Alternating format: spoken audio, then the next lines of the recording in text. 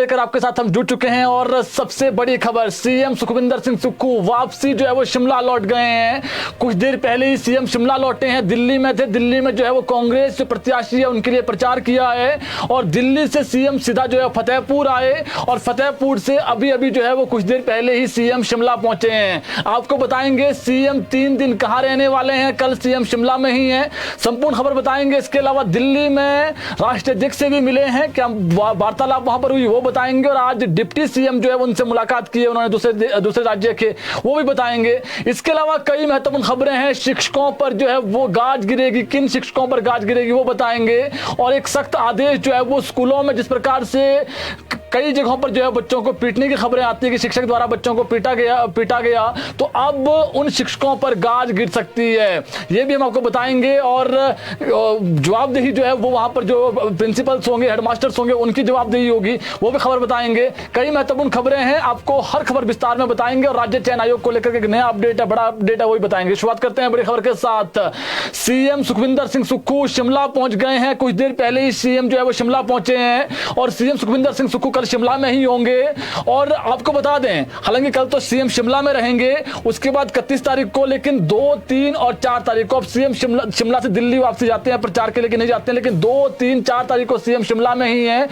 3 और 4 तारीख को फरवरी में विधायक प्राथमिकता की बैठकें होगी सभी जिलाओं की, सभी जो एमएलएज हैं वो अपनी अपनी प्रायोरिटी बताएंगे।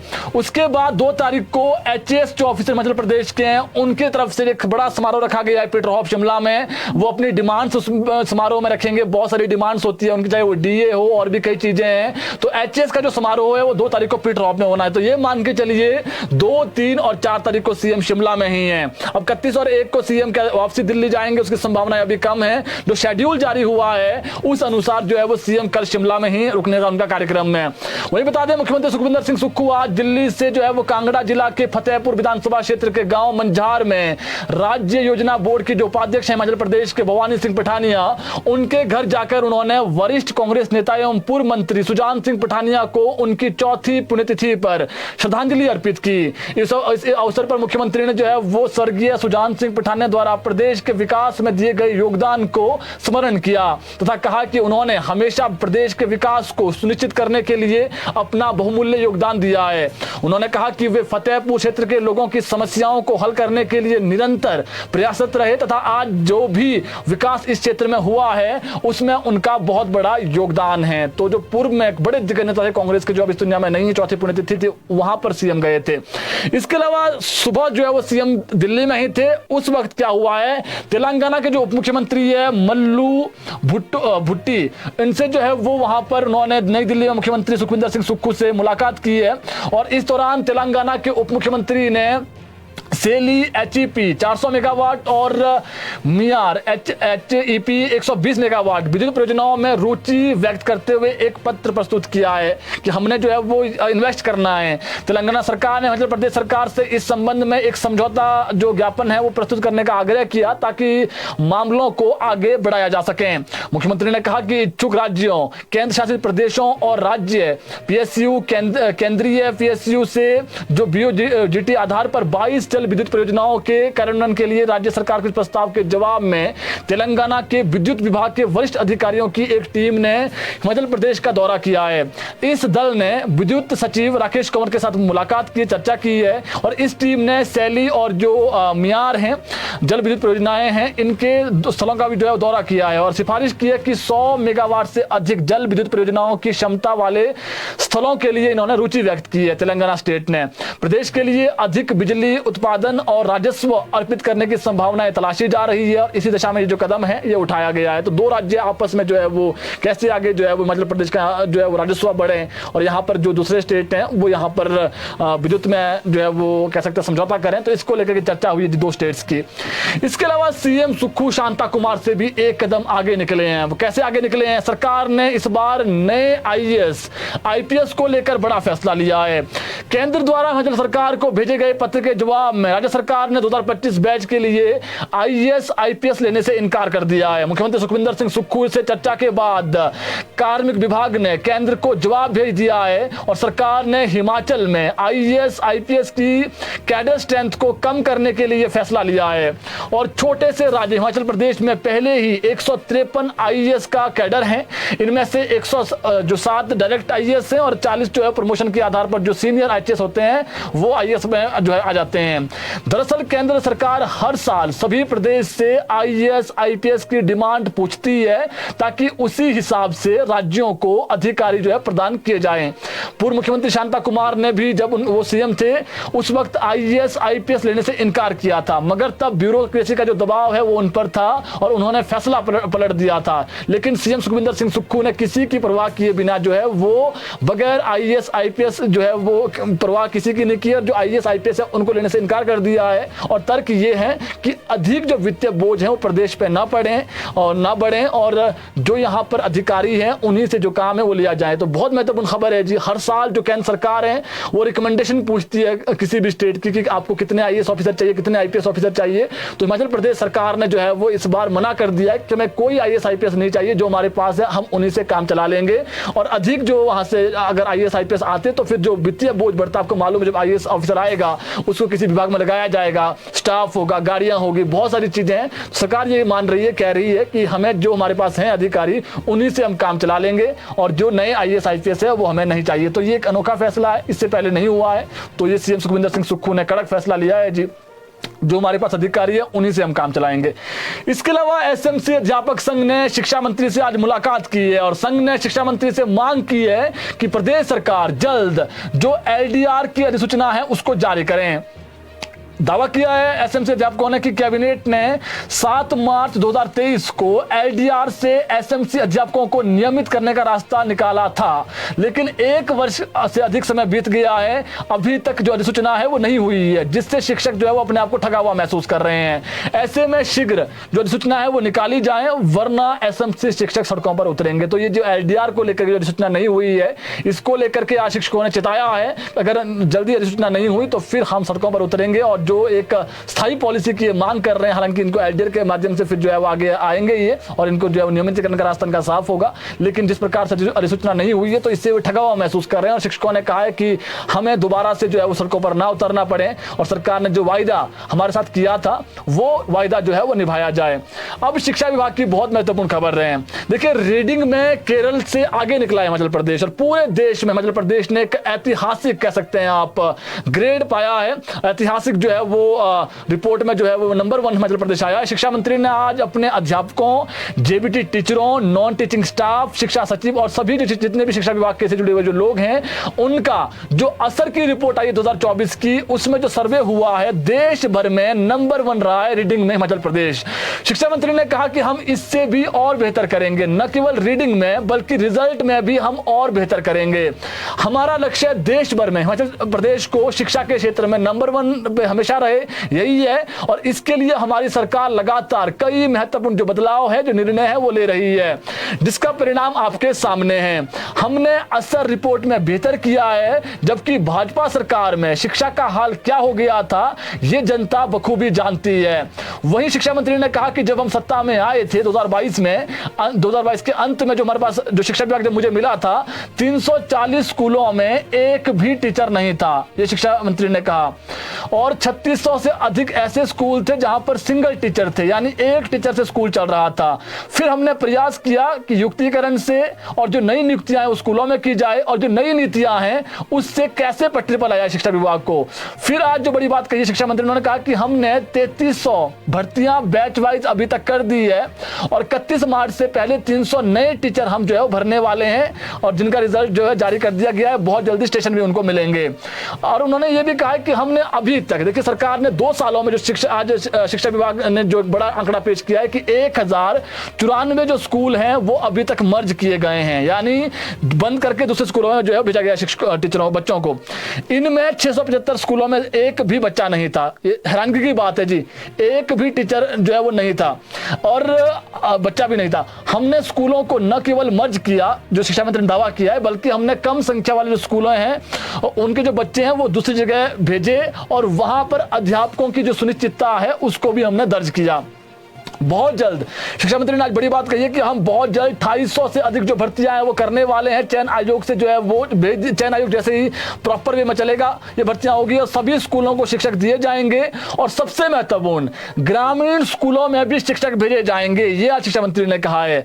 हम शिक्षकों के लिए एनरोलमेंट ही बेस मानेंगे, यानी जहां पर बच्चे होंगे वहां पर शिक्षक को भेजा जाएगा। जहां पर बच्चे कम हैं, हालांकि कम वाले स्कूल जो है पहले ही मर्ज कर दिए गए हैं, लेकिन अब ग्रामीण स्तर में बच्चों को वहां पर गांव में पढ़ाई अच्छी मिले, इसके लिए हम सुनिश्चित करेंगे कि हर विषय का जो अध्यापक है वो गांव भेजा जाए। उन्होंने कहा कि पहली प्राथमिकता उनको जहां बच्चे अधिक है वहीं टीचर भेजेंगे और फरवरी के पहले सप्ताह में अधिकारियों के साथ वो फिर बैठक करेंगे। आज सीएम ने जो शिक्षा मंत्री ने कहा है और सीएम से बैठक उसके बाद हम करेंगे। कॉलेज मर्ज होंगे 50 से कम बच्चों वाले, ये भी उन्होंने कहा है। निदेशालय पहली से लेकर 10वीं 12वीं तक एक होगा और इसके अलावा जो है वो कैबिनेट को उसके बाद हम अवगत करवाएंगे। उन्होंने कहा कि 250 पद हम एलिमेंट्री में बहुत जल्दी भरेंगे और 6200 पद एनटीटी के हमने प्रक्रिया शुरू कर दी है। वो तो एसएमसी हाईकोर्ट का डिसीजन आया है, जैसे उससे क्लियरेंस मिलती है हम जो एनटीटी भर्ती भी करवा देंगे। वही उन्होंने कहा कि हमने भाजपा ने जो है वो अपने समय में जो डिप्टी डायरेक्टर की जो प्रमोशन होनी थी वो नहीं की, लेकिन हमने 36 डिप्टी डायरेक्टर जो है प्रमोट किए हैं ताकि शिक्षा का स्तर बढ़े, जवाबदेही हो। अब सबसे महत्वपूर्ण जो उन्होंने बात कही है शिक्षा मंत्री ने आज कि अब हम टीचरों की भी जवाबदेही सुनिश्चित करेंगे। ये महत्वपूर्ण है। जहां परिणाम अच्छे नहीं आएंगे वहां पर टीचरों की जवाबदेही होगी। इंक्रीमेंट से लेकर जो और भी चीजें की जा सकती है वो हम करेंगे और हमारा जो लक्ष्य है कि प्राइवेट स्कूल और सरकारी स्कूलों में कोई अंतर ना हो। गवर्नमेंट स्कूलों में प्राइवेट से भी अच्छी शिक्षा कैसे दी जाए इसको लेकर हमारा प्रयास है। उन्होंने कहा कि जो ट्रांसफर्स हैं वो अप्रैल माह के फर्स्ट वीक में जो संभावनाएं हैं वो खुल जाएगी। जो छुट्टियों का शेड्यूल है जी वो फरवरी के सेकेंड वीक में आएगा। ये भी स्थिति स्पष्ट है। तो आपको बता दें खबर यही है कि जो शिक्षक जहां पर रिजल्ट अच्छा नहीं रहेगा उन शिक्षकों का इंक्रीमेंट नंबर 1, हालांकि इसको लेकर पहले भी जो है वो कहा गया है, लेकिन उन्होंने कहा है कि अब हम जो प्रिंसिपल्स हैं, हेडमास्टर्स हैं, वो शिक्षकों को ये निर्देश दें कि आपका जो सब्जेक्ट है उसमें बच्चों का परिणाम 100% आना चाहिए। और शिक्षा मंत्री ने यह भी कहा है कि हम सुनिश्चित करेंगे कि हर अध्यापक की जवाबदेही हो। जहां पर अच्छा रिजल्ट नहीं रहेगा, क्या कारण रहे हैं, इसको लेकर जो प्रॉपर रिपोर्ट है वो भेजी जाए। इसको लेकर जो सुनिश्चित किया जाएगा रिजल्ट बेहतर हो, इसके लिए हम लगातार प्रयास करें। और ये भी कहा शिक्षा मंत्री ने कि जहां शिक्षक नहीं है, शिक्षक भेजना हमारा काम है, लेकिन उसके बाद रिजल्ट देना वो शिक्षकों का काम है। इसके लिए जवाबदेही जो है वो रहेगी। इसके अलावा सबसे बड़ी महत्वपूर्ण खबर है राज्य चयन आयोग में सिंगल विंडो सिस्टम वो वन टाइम रजिस्ट्रेशन ओटीआर के प्रोजेक्ट को सरकार से व्यय अनुमति मिल गई है। प्रोजेक्ट पर 13,33,000 रुपए खर्च होंगे और प्रदेश सरकार से प्रपोजल को मंजूरी मिलते ही आयोग की ओर से यह कार्य हिमाचल प्रदेश सरकार के इलेक्ट्रॉनिक कॉर्पोरेशन को जो है वो सौंप दिया गया है। और ऐसे में अब कॉर्पोरेशन की ओर से सिंगल विंडो सिस्टम और ओटीआर सिस्टम को जो है वो डिजाइन किया जाएगा। उम्मीद है कि जल्दी आयोग में अब होने वाली जो भर्तियों में सिंगल विंडो सिस्टम जो है वो लागू होगा और पोर्टल में डिजाइन और अन्य तकनीकी औपचारिकताएं लगभग जो है पूरी कर ली गई है। इस सिलसिले में विस्तृत रिपोर्ट जो है मंजूरी के लिए कार्य विभाग को भेजी थी और इसे मंजूरी मिल गई है। और सिंगल विंडो सिस्टम के तहत विभागों, निगमों और बोर्डों की जो ओर से भर्तियों की जो रिक्वेजिशन होती है, यानी डिमांड जो आती है, वो आयोग की ऑनलाइन ही जो है वो पोर्टल पर भेज सकेंगे। और उसके बाद जो है भर्ती को लेकर चलने वाली जो लंबे पत्राचार की उलझन भी थी वो भी समाप्त हो जाएगी। अभ्यर्थियों को दस्तावेजों को बार बार आयोग की वेबसाइट पर जो है अपलोड करने से का जो झंझट है वो भी खत्म हो जाएगा जी। तो राज्य चयन आयोग में सारी चीजें ऑनलाइन होगी जी। और ऑनलाइन जो है वो अब कहीं ना कहीं जो एग्जामिनेशन है वो पूरा देश उस ओर बढ़ रहा है, तो मध्य प्रदेश भी इसी ओर बढ़ेगा। राज्य चयन आयोग अब बहुत जल्दी प्रॉपर वे में, जिस प्रकार से कमेटी बनाई गई थी, कमेटी बनाने के बाद पहले जो हमीरपुर चयन आयोग था उसको भंग किया गया, राज्य चयन आयोग बना, फिर वहां पर तैनाती की गई। अब जो नया सिस्टम है उसके लिए 13 लाख का जो बजट है वो सब निर्धारित किया गया है और प्रॉपर जो सिस्टम है उसको अब डेवलप किया जाएगा। उसके बाद जो भर्तियां हैं वो OTR हमने सब कुछ बता दिया आपको कि किस माध्यम से भर्ती होनी है। उम्मीद है कि जल्द ये प्रक्रिया जमीन स्तर पर उतरे और जो युवा जो बेरोजगार हैं, जो चाह रहे हैं कि कमीशन के थ्रू भर्तियां आए, क्लास 3 की भर्ती आपको पता है मैक्सिमम जो भर्तियां क्लास 3 की होती है राज्य चयन आयोग से, क्लास 1 क्लास 2 की जो भर्तियां हैं वो लोक सेवा आयोग के माध्यम से शिमला से होती है। उसका कार्यालय शिमला में है। हमीरपुर में जो कार्यालय था क्लास 3 की भर्तियों का उसमें जो है वो अभी भी कहीं ना कहीं प्रॉपर वे में जिस प्रकार से रन होता है, अब जिस प्रकार से स्टाफ की जरूरत नहीं पड़ेगी, ऑनलाइन मेथड होगा तो ऑनलाइन में गड़बड़ी हो ही नहीं सकती है। तो इस प्रकार का जो सिस्टम है अब जो है वो डेवलप होगा। इसके अलावा एक अच्छी खबर और है, प्रदेश विधानसभा का बजट सत्र मार्च के पहले सप्ताह में शुरू होगा। ये बात आज विधानसभा स्पीकर कुलदीप सिंह पठानिया ने शिमला में पत्रकारों से कही है। उन्होंने कहा कि इस बजट सत्र में 18 से 20 बैठक जो है वो रखी जाएगी और गौरतलब है कि बजट की तैयारियों में जुटे वित्त विभाग के अधिकारी भी पहले ही ये साफ कह चुके हैं कि फरवरी माह में किसी भी स्थिति में जो है बजट सत्र शुरू नहीं हो पाएगा, क्योंकि अभी बजट बनाने की जो है वो चर्चा तो चल रही है लेकिन काम शुरू नहीं हुआ है। ऐसे में बजट बनने में समय लगेगा। बजट को लेकर अधिकारी लगातार बैठकों का जो आयोजन है वो कर रहे हैं। तो ये जी क्लियर है कि मार्च के पहले सप्ताह में होगा बजट सत्र और 18 से 20 बैठकें होगी, ये आज विधानसभा अध्यक्ष कुलदीप सिंह पठानिया ने कहा है। इसके अलावा हिमाचल प्रदेश की ये बहुत महत्वपूर्ण खबर है। हिमाचल प्रदेश की जो बेटियां हैं उनके लिए सरकार एक नई योजनाएं ला रही है। अब ये नई योजना क्या है? अब सरकार 2 लाख से ज्यादा BPL में आने वाले परिवारों की बेटियों की पढ़ाई का खर्चा उठाएगी। ये महत्वपूर्ण फैसला होगा। इसके लिए सरकार ने महिला बाल एवं विकास विभाग को ऐसी बेटियों का आंकड़े जुटाने के आदेश दे दिए हैं जो BPL परिवार से संबंध रखती है। विभाग की जानकारी के अनुसार 21 साल तक BPL परिवार के अंतर्गत आने वाली बेटियों की सरकार जो है वो 21 साल तक जिम्मेदारी उठाएगी।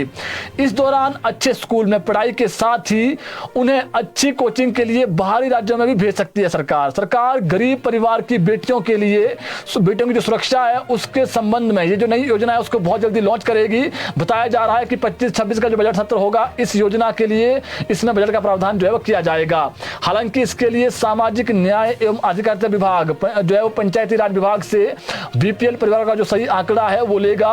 उसके बाद ही ऐसे परिवारों की जो बेटियां हैं उनकी अलग से सूची बनाई जाएगी। जानकारी ये भी है कि सरकार योजना के तहत बेटियों को हर माह पॉकेट मनी और घर से दूर पढ़ाई करने पर हॉस्टल व PG में रहने का जो खर्चा है उसका भी वहन करेगी। ये चर्चा है जी, खबर है। फिलहाल सुक्खू सरकार एक बार फिर से हिमाचल की बेटियों के भविष्य को सुधारने के लिए सहायक कदम उठाने जा रही है। अगर सरकार BPL व अंत्योदय परिवार की बेटियों की पढ़ाई का पूरा खर्चा उठा लेती है तो इससे उनका जो भविष्य वो सुरक्षित हो जाएगा। साथ ही आर्थिक रूप से कमी होने की वजह से जो बेटियां पढ़ाई बीच में ही छोड़ देती है उनके लिए जो है वो ये जो योजना है वो किसी उससे कम नहीं होगी कि जो बच्चे आए वो अपना भविष्य देख सकेंगे। तो ये बहुत अच्छी खबर है जी।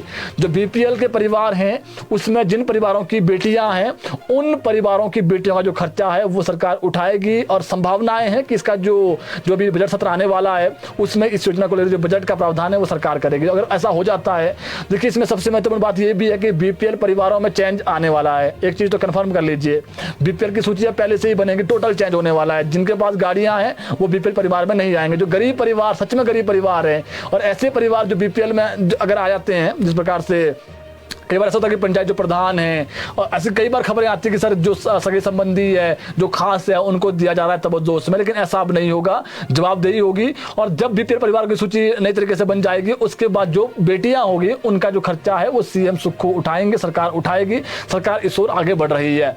इसके अलावा सरकारी स्कूलों में अब प्रदेश के जितने भी स्कूलों में विद्यार्थियों को शारीरिक दंड देने पर पूर्ण प्रतिबंध लग गया है।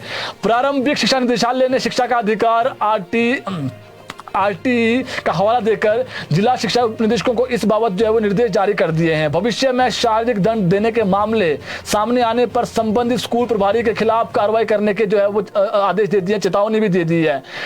अब बता दें कुछ दिनों पहले जो है वो शारीरिक दंड के कई मामले हिमाचल प्रदेश में आए हैं और प्रारंभिक शिक्षा निदेशालय ने इस पर कड़ा संज्ञान लिया है। बिलासपुर में कुछ दिन पहले एक बड़ा मामला आया था जिसमें बच्चे का कान सूज गया था थप्पड़ मारने के बाद, जिसके बाद शिक्षा विभाग जो है वो सख्त हुआ है। अब प्रारंभिक शिक्षा निदेशक जो है वो आशीष कोहली ने कहा है कि व्यापक रूप से हानिकारक और अस्वीकार्य माने जाने वाले ऐसे व्यवहार न केवल शिक्षा के मूल सिद्धांतों का उल्लंघन करता है बल्कि बच्चों की सुरक्षा के लिए बनाए गए कानूनी प्रावधानों के भी खिलाफ है। आरटीई अधिनियम 2009 की धारा 17(1) और 2 के तहत स्कूलों में शारीरिक दंड स्पष्ट रूप से प्रतिबंधित है। इन कानूनी सुरक्षाओं के बावजूद ऐसी रिपोर्ट सामने आई है जो दर्शाती है कि कुछ शिक्षक अभी भी शारीरिक दंड जो है वो ले रहे हैं, इसका सहारा ले रहे हैं, जिससे छात्रों की शारीरिक और मानसिक सेहत को खतरा है। जिला जो शिक्षा उपनिदेशक हैं उनको जारी पत्र में शिक्षा निदेशक ने कहा है कि शारीरिक दंड के दीर्घकालिक जो हानिकारक प्रभाव होते हैं जो अक्सर उन समस्याओं को और बढ़ा देते हैं। व्यवहारों को सुधारने के बजाय ऐसे कार्य अक्सर जो है वो छात्रों के प्रति क्रोध विद्रोह का जो है वो बढ़ाते हैं। यदि शारीरिक दंड की कोई घटना हिमाचल प्रदेश के स्कूलों में आती है तो संबंधित संस्थान के जो प्रमुख हैं उनको जो है वो अनुशासन में जो कार्रवाई है उसका सामना करना पड़ेगा। तो ये मान के चलिए जितने भी प्रदेश के अंदर सरकारी स्कूल हैं, प्राइमरी स्कूल है, सेकेंडरी स्कूल है, अब बच्चों की पिटाई पर प्रतिबंध है। और अगर कहीं पर बच्चों को पिटा जाता है तो जो वहाँ के मुखिया है, जैसे मान लीजिए हेडमास्टर किसी स्कूल में है, प्रिंसिपल्स हैं, उनकी जवाबदेही होगी। और जो जिला उपनिदेशक उनको कह दिया गया कि जितने भी प्रिंसिपल्स हैं उनको आप आदेश दे दें कि बच्चों को जो है वो पिटा ना जाए स्कूलों में। और कई जगह सोशल मीडिया पर ये भी खबरें चल रही है कि जो पहले का दौर था जब बच्चे पढ़ाई नहीं करते थे तो बच्चे जो टीचर्स हैं वो पीटते थे, उससे बच्चे सुधरते थे। एक ये भी कह रहे हैं, अभिभावक भी कह रहे हैं, कुछ अभिभावक ये कह रहे हैं, कुछ अभिभावक इसके खिलाफ हैं, हमारे बच्चों को मारा है। उसके बाद अभिभावक ये होते हैं जो फिर पुलिस में केस करते हैं। कुछ अभिभावक ऐसे हैं जो कह रहे हैं कि सोशल मीडिया की बात कर रहे हैं हम, जो कमेंट्स में आ रहे हैं, हालांकि सुबह हमने खबर अपडेट भी की थी, उसमें ये निकल कर आ रहा है कि जो बच्चे हैं उनकी थोड़ी बहुत पिटाई होनी भी चाहिए ताकि बच्चा सुधरे, लेकिन इतना नहीं बच्चे को मारा जाना चाहिए कि वो फिर उसके बाद जो है वो कान का पर्दा फट जाए या फिर इतना मारा जाए कि बच्चा बेहोशी हो जाए। ऐसी भी कई बार खबरें आती है प्रदेश से। अब एक बच्चे को बिलासपुर में कुछ दिनों पहले पीटा गया, उसका कान में जो है वो बाद में फिर मेडिकल किया गया, सूजन हो गया कान में। तो पेरेंट्स कह रहे हैं कि थोड़ी बहुत पिटाई अगर हो तो ठीक है, कुछ कह रहे हैं, लेकिन बात यह है कि अब कुछ शिक्षक कुछ पेरेंट्स कहें वो अलग बात है, लेकिन टीचरों को सख्त आदेश हैं कि वो बच्चों को नहीं मार पाएंगे। जो बच्चों को मारेंगे उन पर इंडिविजुअल कार्रवाई तो होगी ही होगी, लेकिन जो वहां पर प्रिंसिपल्स हेडमास्टर्स हैं उन पर भी गाज गिरेगी। और CHT में भी बता रहे हैं हम, जो स्कूलों में प्राइमरी स्कूल है उनमें भी उन पर भी जो है वो गाज गिरेगी। इसके अलावा सुबाथू के समीप एक पेट्रोल पंप मालिक के नाम पर फर्जी दस्तावेज तैयार कर लोन लेने के मामले में पुलिस ने कोऑपरेटिव सोसाइटी के चेयरमैन सुशील कुमार गर्ग और मैनेजर अमर लाल कश्यप को गिरफ्तार कर दिया है। पेट्रोल पंप मालिक परसराम ने अपने दोस्त सुशील समेत 2 लोगों पर 1 करोड़ की धोखाधड़ी का मामला दर्ज करवाया था। और सोलन के पुलिस अधीक्षक गौरव सिंह के अनुसार जांच में पाया गया है कि दोनों ने मिलीभगत से शिकायतकर्ता के नाम से फर्जी दस्तावेज जो है वो तैयार कर लोन लिया और धोखाधड़ी पर शिकायतकर्ता के नाम से 1 करोड़ की देनदारियां जो है वो खड़ी कर दी। एसपी ने बताया कि 17 मई 2023 को शांति जो फिलिंग स्टेशन रडियाना सुबाथू के मालिक परसराम ने धर्मपुर थाने में शिकायत दी थी कि 2020 में IGMC शिमला में उपचाराधीन थे। इस दौरान सुशील निवासी सुबाथू को पेट्रोल पंप का कार्य सौंप दिया गया और अपनी जो पंजाब नेशनल बैंक की जो और HDFC बैंक की जो 2 चेकबुक है वो भी उसे सौंप दी ताकि कारोबार में दिक्कत ना हो।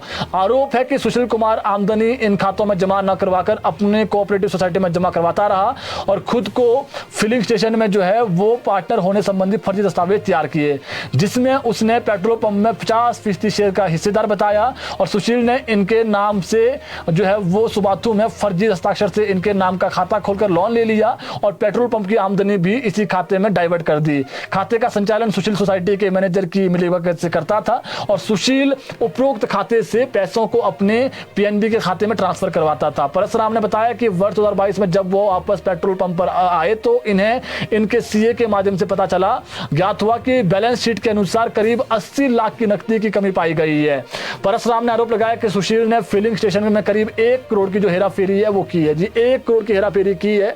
अब देखिए किसी पर विश्वास करना, कैसे विश्वास करना, कोई बीमार हो गया, एक व्यक्ति को विश्वास करके जो है वो काम दिया गया, लेकिन उसी ने जो है वो पैसों का गबन कर दिया। और पैसे कितने गबन किए हैं? 1 करोड़ के लगभग 80 लाख की गड़बड़ी हुई है जी, जो इसमें कहा गया, हालांकि इसमें गड़बड़ी जो है ऊपर भी हो सकती है। इसके अलावा शिमला स्कॉलरशिप घोटाले में ईडी की एक टीम ने पंचकुला में आज रेड की है। ईडी की टीम ने फिर रेड की है जी। यह रेड इस मामले के आरोपी ईडी के पूर्व सहायक निदेशक विशाल दीप के खिलाफ शिकायत करने वाले विशाल बंसल के घर में हुई है। जानकारी मिली है कि शिकायतकर्ता विशाल बंसल के खिलाफ मनी लॉन्ड्रिंग का जो केस है वो चल रहा है और विशाल बंसल को 2 सप्ताह पहले गैंगस्टर लॉरेंस के गुर्गे रोहित गुर्जर ने फोन कर ईडी के सहायक निदेशक के खिलाफ दी शिकायत वापस लेने के लिए धमकाया था। विशाल कारोबारी रजनीश बंसल के भाई है और उनको धमकी देने वाले ने कहा था कि तुम्हारा परिवार जिस केस की पैरवी कर रहा है उस केस से हट जाएं, नहीं तो पूरे परिवार को जान से मार देंगे। अगर अपनी जान की सलामती चाहते हो तो 50 लाख रुपए देने होंगे। शिमला स्कॉलरशिप घोटाले मामले में फरार चल रहे ईडी के पूर्व सहायक निदेशक विशाल दीप को पुलिस ने मुंबई से 2 सप्ताह पहले गिरफ्तार कर लिया था और सेक्टर 16 निवासी रजनीश बंसल के भाई विशाल बंसल की शिकायत पर इसके खिलाफ केस दर्ज किया गया था, जिसमें जांच जारी है। पंचकुला के सेक्टर 14 थाने में आरोपी के खिलाफ जान से मारने की धमकी और 50 लाख की रंगदारी मांगने का आरोप है और पुलिस आरोपी को अदालत में पेश कर रिमांड पर लेकर पूछताछ कर चुकी है। हिमाचल प्रदेश में वर्ष 2012-17 के बीच यह स्कॉलरशिप घोटाला हुआ था और इस मामले में सीबीआई ने जांच कर वर्ष 2019 में हिमाचल के 29 जो शिक्षण संस्थान थे उनके खिलाफ धोखाधड़ी का जो केस है वो दर्ज किया था। साथ ही इस मामले में धन शोधन का भी एक मामला शिमला ईडी ने दर्ज किया था। इसकी जांच शिमला सब जोनल कार्यालय में जो है वो सहायक निदेशक जो है वो विशाल दीप द्वारा की जा रही थी और इसी मामले में शिक्षण संस्थानों के संचालकों से विशाल दीप ने 2.5 करोड़ रुपए की रिश्वत मांगी थी। इसकी एवज में चंडीगढ़ सीबीआई द्वारा भ्रष्टाचार का मामला भी दर्ज किया गया और इस मामले में विशाल दीप के सगे भाई और बुआ के लड़के को भी सीबीआई ने जो है वो गिरफ्तार किया था, जबकि विशाल दीप को मुंबई से गिरफ्तार किया गया और उसे जिला कोर्ट से मौके पर ही जमानत भी मिल गई थी।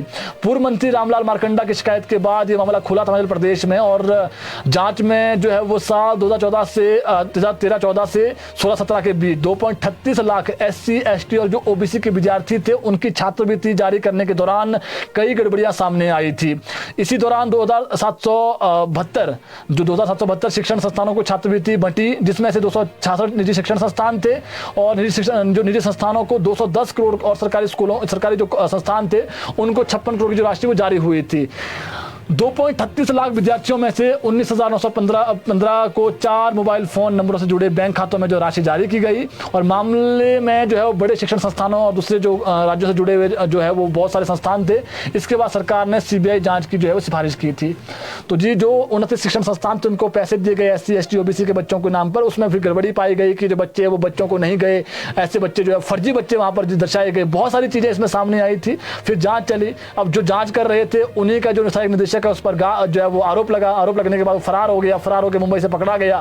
फिर जिसने शिकायत की फिर वो उस पर ही अब कहीं ना कहीं जो है वो ये जो आप देख सकते हैं ईडी की जो रेड है वो लगातार जारी है जी। इसके अलावा शिमला जिला की सुनी लुहरी में सड़क मार्ग पर एक दर्दनाक सड़क हादसा आज हुआ है और यहाँ पर एक ट्रक अनियंत्रित होकर दुर्घटनाग्रस्त हुआ है। हादसे में ट्रक चालक की मौके पर ही मौत हुई है, जबकि एक अन्य व्यक्ति गंभीर रूप से घायल हुआ है। घायल को प्राथमिक उपचार के बाद IGMC भेजा गया, जहां पर उसका उपचार चल रहा है। अब बात कर लेते हैं मौसम को लेकर के। प्रदेश में मौसम जो है